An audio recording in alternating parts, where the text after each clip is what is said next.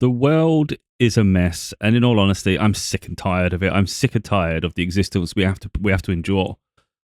There's corruption everywhere, from terrorists to corrupt leadership, constant wars, and you know what? It just gets ridiculous. You keep it like you see it when a war is waged. They always one side will always say, "With the will of God, we will be victorious." Why would God want wars? Why would they embrace wars, not peace? Why is humanity got to constantly try to destroy everything that exists?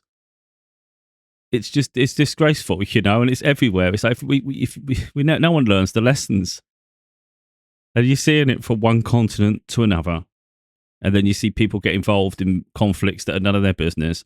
So we've already got the situation with Ukraine and Russia, which is bad enough. That's bad enough. You're thinking this is crazy. And then you get these other pockets of craziness happening everywhere. Now you've got Israel attacking Iran. And there's talk that America may get involved. And you're thinking, what's it got to do with America?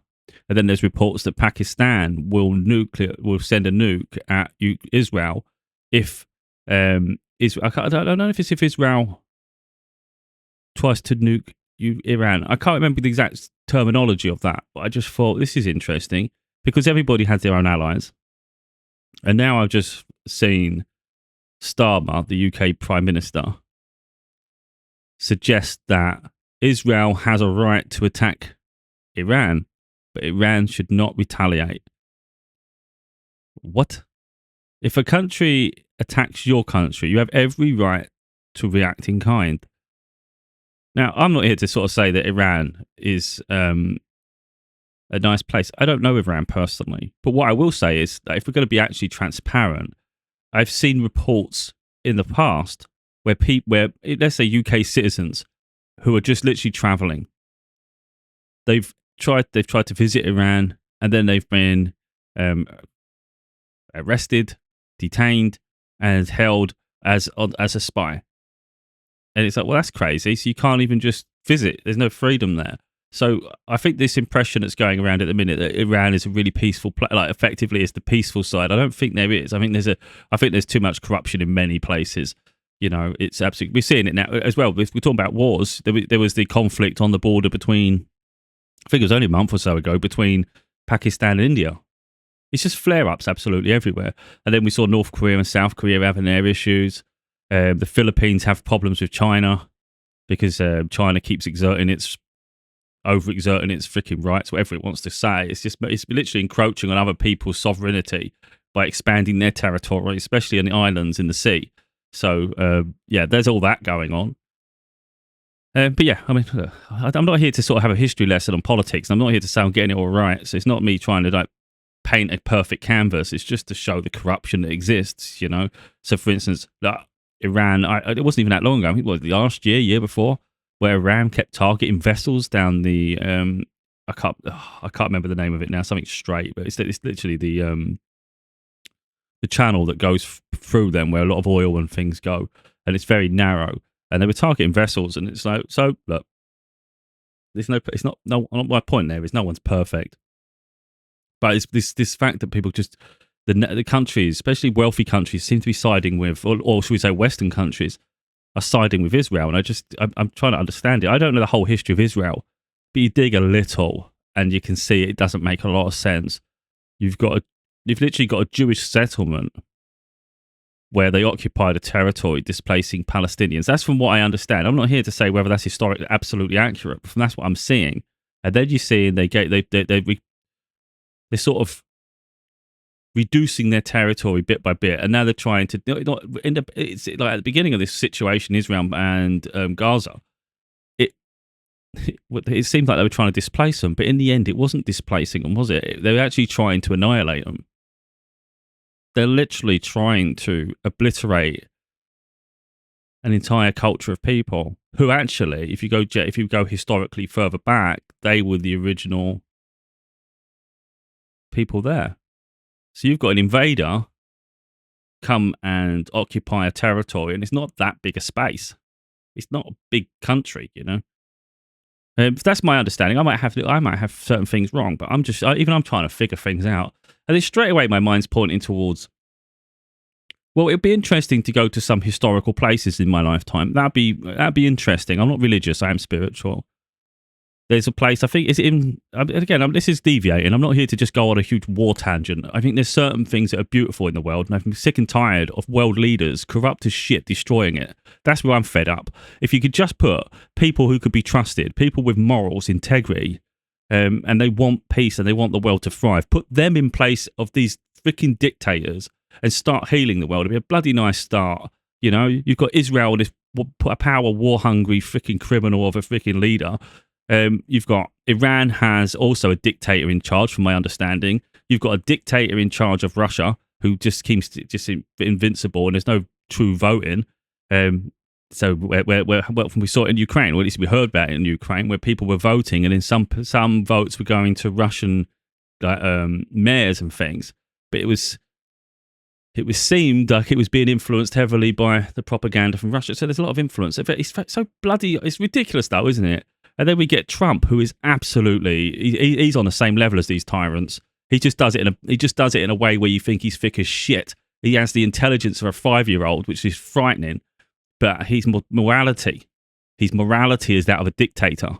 So thick as shit, but dictatorial. And it's like, that's actually crazy. This guy could just he's like Homer Simpson. That's what I think of him. He's like Homer Simpson, but like someone like a really frustrated Homer Simpson, but like someone that's narcissistic.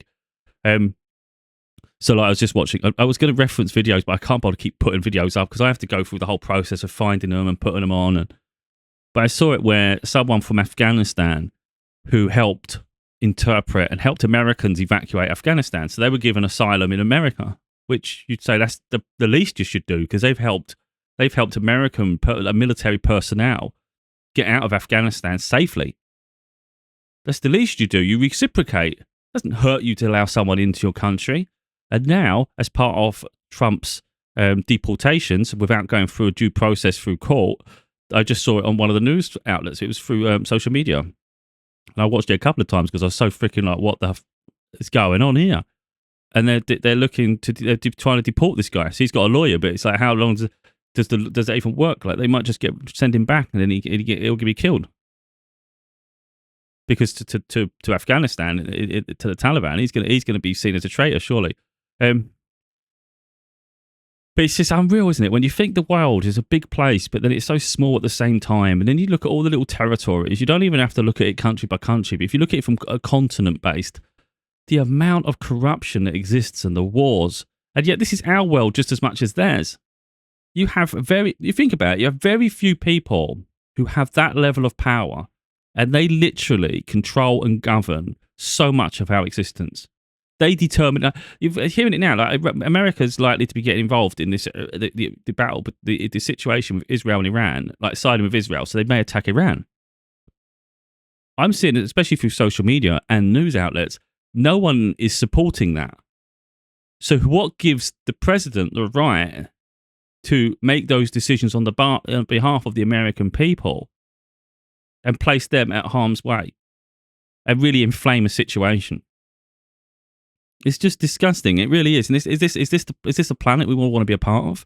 And then the news comes up, and then you've got Starmer, the idiot that he is now saying that, you know, he supports Israel. And it's like, but you hear most of the people don't support. So who are you speaking on behalf of? These people are corrupt. They've all been tainted by money and power and greed. It's actually crazy to me.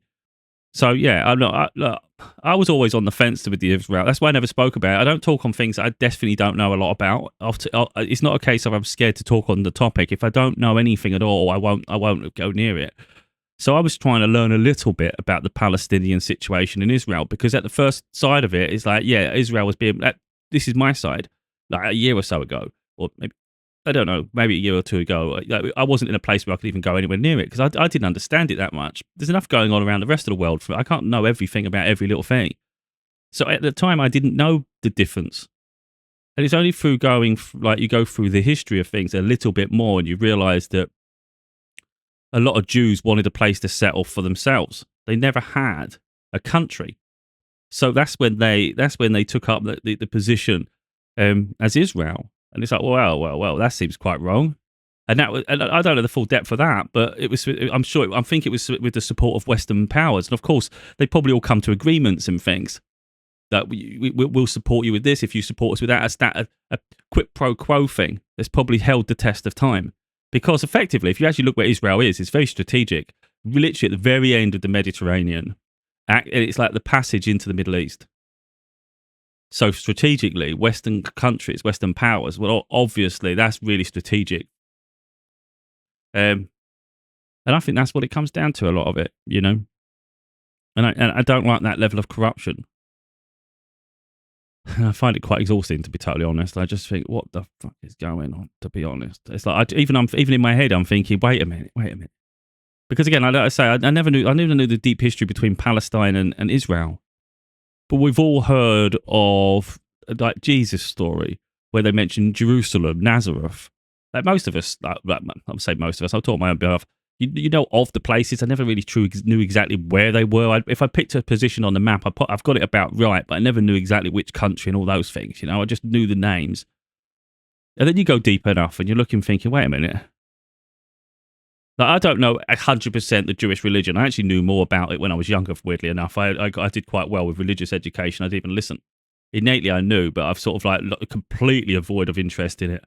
So I can't say 100% what the Jewish religion is. I don't know if they believe in Jesus, the story, because obviously it's been portrayed that Jesus is Christianity, but you actually find Jesus actually gets involved. He crosses over. There's reference of him in the Quran and all sorts. So it's not just about Christianity, but when you consider the fact that you would consider that a really holy site, and it's something that everybody should really be able to have free access to, it seems to me that it's been confined to Israel. Like Israel have invaded a territory and literally put a Jewish settlement all over something that really is predominantly a Christian religion. So it's a holy place. And then from that holy place, they are causing genocide on the original occupants and now firing rockets at neighboring countries. Now, I'm not here to say one side's perfect or one's, you know, I'm just talking the fact that this doesn't seem right to me. Now, look, from what I understand, Iran has been funding terrorist states that are close to Israel to hurt Israel. I don't know the whole freaking history of all that shit. But for the most of us, it in some ways, it just becomes a bit irrelevant. It's about what is today. We can go through history all our lives. You know, you can keep going. We can keep doing it. But I think when something is historical, a cultural historical site, I think everybody should have access to it. I don't think that should be restricted. So, for instance, I was thinking it'd be pretty cool to maybe go and visit those places.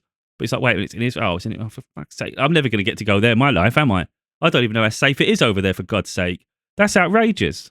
That pisses me off just on that side of things, you know? Because before I was getting to that, I think there's that one where there's holy, where they call it healing. I think it's in France. Is it Western France? I really don't know. People would know.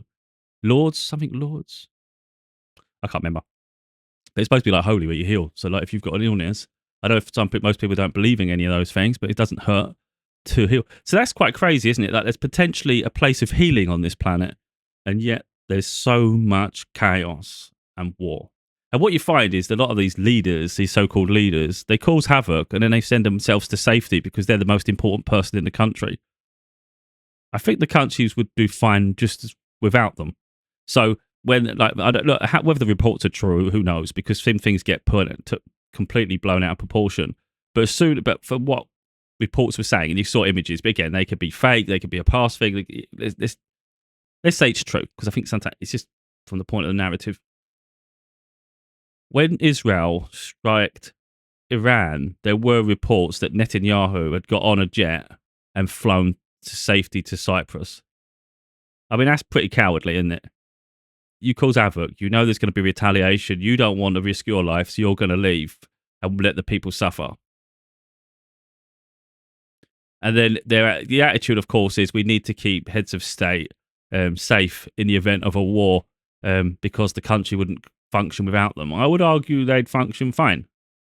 Yeah, your decisions aren't like always going to be the best anyway, and I'm sure without them, it's the same with like Donald Trump would go on Air Force One because the country can't cope well without him. I'm sure the country would do great without him, to be totally honest. So I think in 4 years, I think a lot of people are just not even just Americans at this point. I think people around the world are just hoping because the corruption makes the world unstable.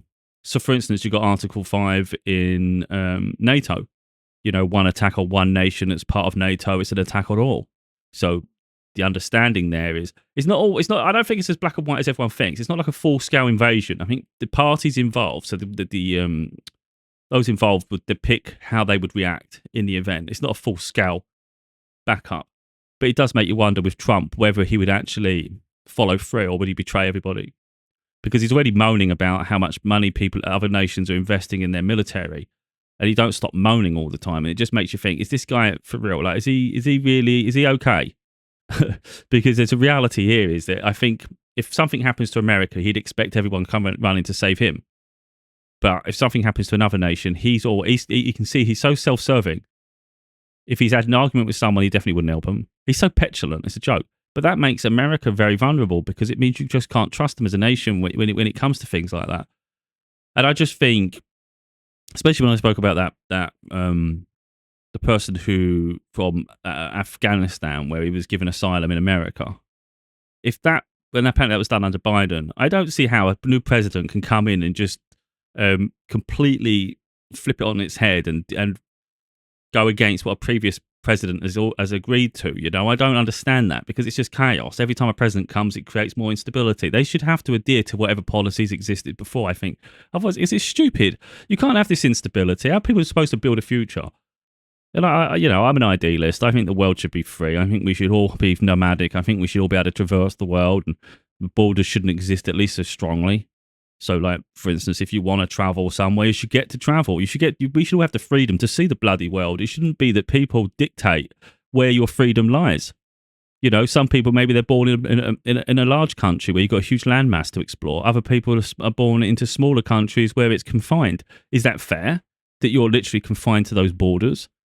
No, it's a joke. And then when you look at the leadership around the world, it's like, look, I think when you're younger, you maybe revere people too much. I think some people get caught up in fame and celebrity. I don't look up at people like that. I don't think anyone's superior. Not like I'm looking down, but I definitely don't look up at people. So the idea that, like, for instance, I think a kid looking up at these world leaders would be in awe of them. Even if they're tyrants, you'd think they've got a huge presence about them. For me, I just think they're all dickheads. Like, I wouldn't be intimidated by any of them. I don't care. I just don't think. I don't think half of them are as intelligent as they think they are. They're just manipulative. They're all the equivalent of Hitler's. Most of them.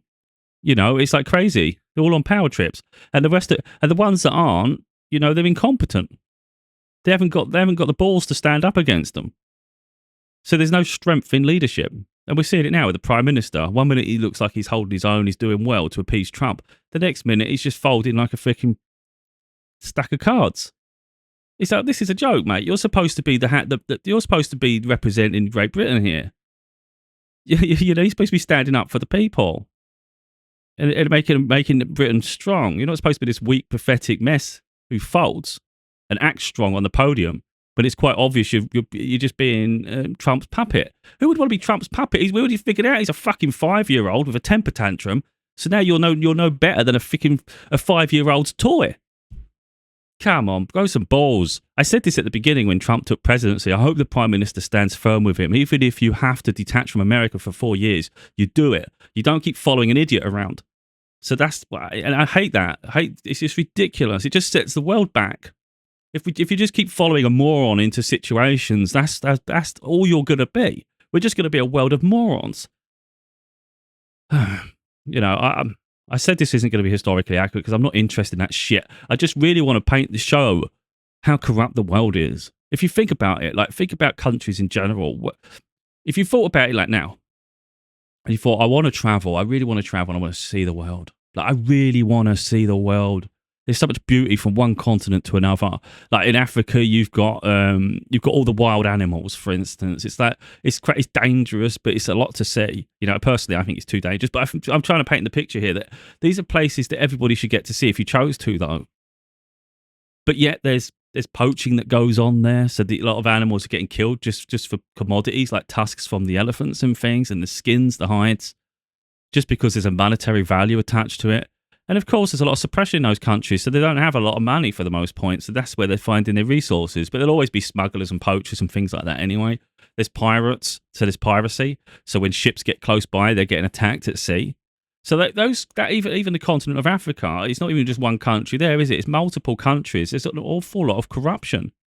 And even if you look at the northern side, like we got Libya and things, they were hardly like that was all dictatorial as well. And now you're seeing a lot of them trying to flee into Europe. So yeah, like I'm saying, if you actually think about it, like you think, I want to see the world. Where's safe? That's getting really hard, isn't it? Like, where's safe? I don't know. There's always problems around the world.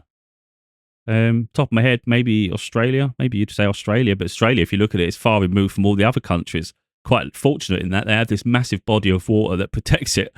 But even then, you've still got like China sort of like keep pushing their way out further. Yes, that's my point really is, should the world be this evil? And then we've all, like, I'm sick of it. I really am. It's like, this isn't even a world I want to be a part of, you know? So I have no qualms in speaking up against anything. I see people always worried about things. It was about, I saw someone say, like, and you can see, obviously people do things to sensationalize, but they said, like, where's the bunkers in the UK? Like, what do we do? I thought, we perish. Who gives a shit? This world's shit anyway. Do you know what I mean? Like, I'm not someone that has that fear. I don't fear things like that. It's like, look, whether you get to 80 or you get to 40, it's like time's going to be up whenever the time's coming up. I think you might as well spend the time actually speaking your mind and being yourself. No point living your life in fear of reprisals and shit. It's like, the world's shit as it is. Let's be honest. What's the point of trying to sugarcoat shit and like coddle everything to try to just extend time when that time is really, really miserable? What's the point? You know, and I think at the end of the day, people need to start coming together more. You know, we're seeing it in America now with the protests. That's great, but it has to happen. It has to instigate change.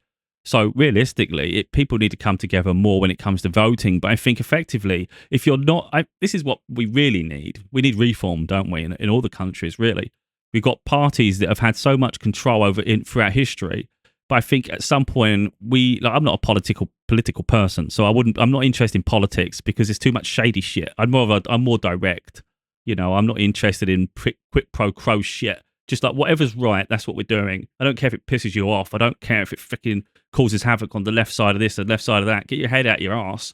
I would rather do it the hard way and do it the fucking right way. You know what I mean? Like, I'm not here to do none of this shit, this shady shit, where you help me here and I'll have your back no matter what it is. I ain't supporting some lunatic.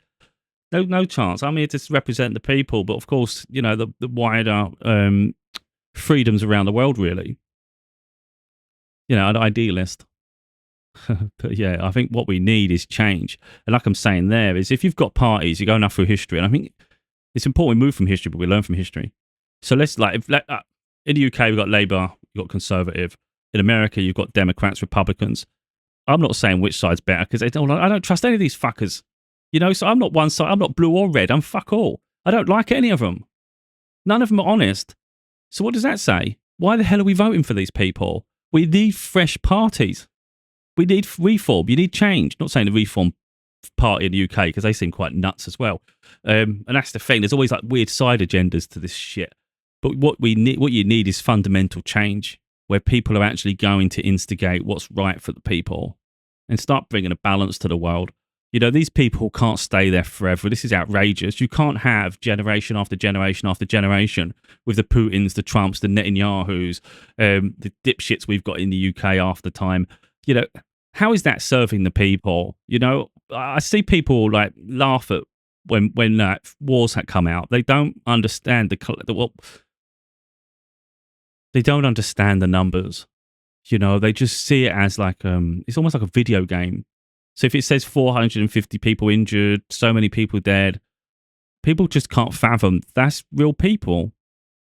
And the majority of them will be innocent people who are minding their business. You can't taint everybody as the same.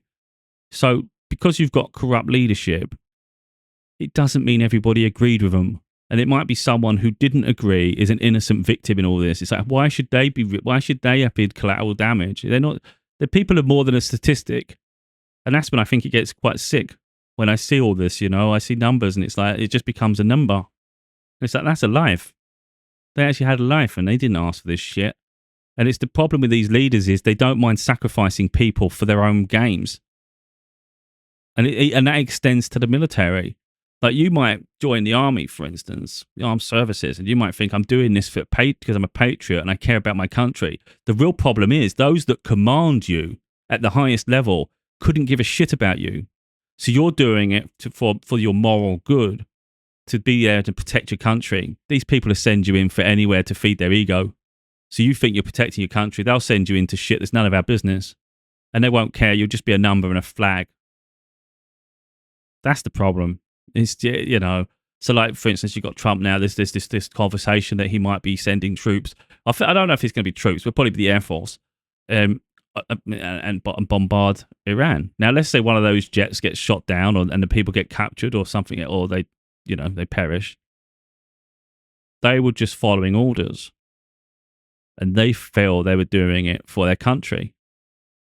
But really, it's got nothing to do with protecting your country. It's literally being ordered to do something at the whim of a petulant man-child.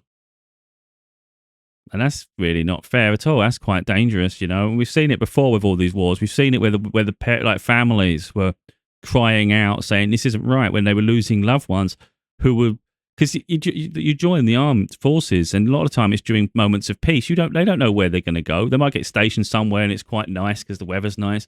Next thing you know, they're getting sent to some dodgy places, and they're obligated to see it through. But most of these wars, it's just so unnecessary, I often think Trump's getting on my nerves in all honesty, because his name don't shut the fuck up. His name's everywhere. He takes credit for everything and he gets involved in everything. And I can see why, if we're being transparent, I can see why people in the Middle East hate America. Because all you ever hear is America, America, America. And it's like, Jesus Christ, what's it got to do with them? You've got a battle, you've got a situation in the Middle East and this and that. And it always, you've got it coming in that, Trump's telling everybody to. It's like, who gives a fuck what Trump's saying though? It's got nothing to do with Trump. He just seems to think that everything. But he represents America, and that's what Americans need to realize, that he becomes the representation of them. So the representation is that America feel they're policing the world. It's got people getting sick and tired of hearing it. No one gives a shit about America's opinion right now on this situation, or America thinks this, or America's going to make action here. You can see why people get fed up with it. It's like other countries are important too, and it's not your region. So just stay the hell out of it. But of course, the corruption extends. It just seems to point towards Israel, like a quid pro quo situation. That's what, because it doesn't make sense otherwise. Why all the nations, even European nations, they're all in support of Israel? And I don't understand it, because it's like they're only a small nation. What is there to be gained from that? And why are we so hell bent on it, no matter what they do? So, obviously, the reports are that Israel attacked Iran because Iran are procuring nuclear weapons. Whether it's true or not, you can never trust the media 100%. On the one hand, you'd say it's we can't be having that, but then you think, well, other countries have nuclear weapons, and you could argue that this country's maybe a bit more insane. You could say, maybe you can't trust them not to shoot shit. But at the same time, the same can be said for others. So I just think if you can't be telling other nations you can't do this, you can't do that when you've done it, surely. And I think the other side to think about it here is, again, I'm not here to favour countries. I'm just sick and tired of the tyrants in charge. I think where people, because I obviously I don't know a lot about the whole world. I know little bits, and I was like, where the hell was Persia? Because I've heard of Persia through history. We've all heard, most of us have heard of Persia. Because I was trying to learn a little bit more about history from the past, of course. And it's like, Iran was Persia. And I'm thinking, why didn't they just keep the name Persia then? Because Persia had prominence, like prestige. We all know the name Persia through history. So they have historical relevance. Now, I don't know the whole history around that, but you know, hear the name Iran, it comes, you get the same feeling of China, North Korea, Russia. Now, I'm not sure they're the same as that, but that's the feeling you get. Persia, you don't get that same thing. You get thinking more of an empire. I don't know if it's the Ottoman Empire. I think I don't hold me to that. Don't hold me to that. But the point is, they have real historical relevance, whereas Israel doesn't. So, at least from my understanding. So now all of a sudden it just gives. Even America doesn't. I don't know how old America is. What, 200-300 years old? I don't know the exact years. Oh, actually, it's probably 1700 something. I thought it was 1800 something. But it's probably 1700 something, isn't it? Or is it 60? Who bloody knows? But they're not that old. And yet you've got these other nations who have incredible deep history. So I just think, look, if they had had their name as Persia, I think people react to them different. And it's like weird how one name can change everything. But like I said, there is a lot of corruption there, though. The fact that if you was to go there, you'd be deemed a spy rather than a tourist. And I think that's just mental. So I'm just sick of the world being evil, you know. It's just not fair. And it permeates around the people. Corruption at one level, it filters down and it breeds it, and it's like it's going to take generations after generations after generations to remedy this shit. It really is, because you have to change the ingrained beliefs of the way people behave, and like people have to obviously have to heal first, and then they have to start trusting other people, and that takes a whole process. When you see your leaders can't be trusted, you're definitely not going to think you can trust anyone else. So, and obviously some of these countries, as soon as you get a real decent, like we see it in Russia, for instance, you get people who, they become opponents to the political leaders, so they might want to run against them for the next presidency or something, and all of a sudden they get annihilated. They just get assassinated or something. You know, they're no longer here. So no one can even come up against them. And it's, you know, it's like people get that powerful and that protected around them that even the people can't rise up against them, which is crazy, because you'd think really if people, any nation en masse, people could definitely uprise against them en masse. There's too many people. You couldn't. I know you're going to lose people in the process, but eventually you've got to take your countries back. You know, you can't have this corrupt political leaders dominating countries and holding your generations back. At some point, you've got to say, we're not putting up with this shit anymore. We want change. And this is our world just as much as theirs. And you've literally just got a handful of people. It's not even that many.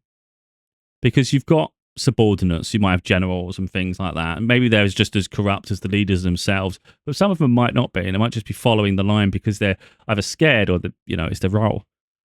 But you get rid of whoever's in charge all of a sudden. The ideology changes, you know.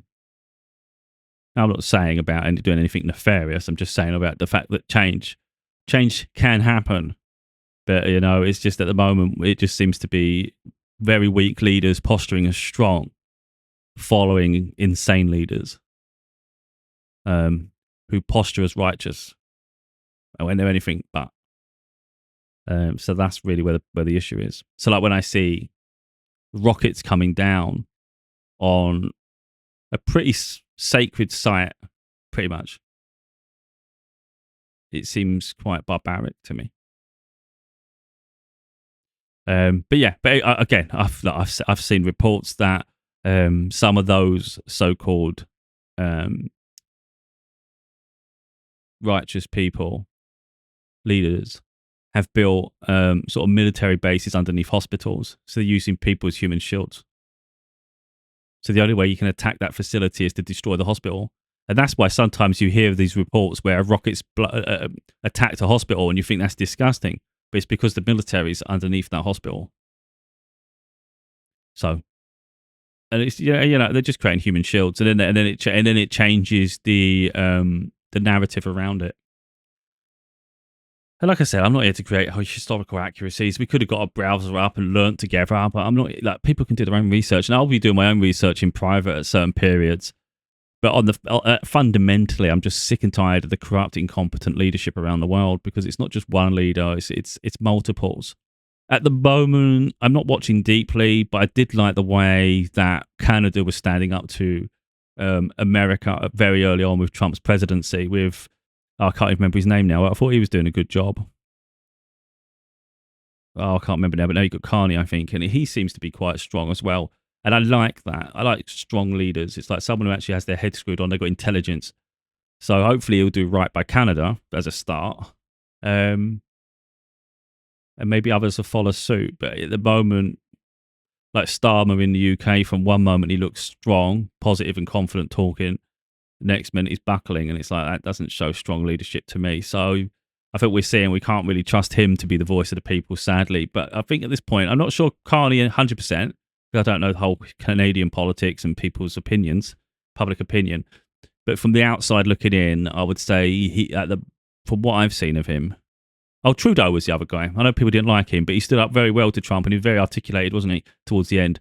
So, but like I'm saying, that's with politicians sometimes, one hand they're doing great, and the other hand you don't trust them. But yeah, I think if you've got people who can stand up and speak for the people, I think that's a great place to start.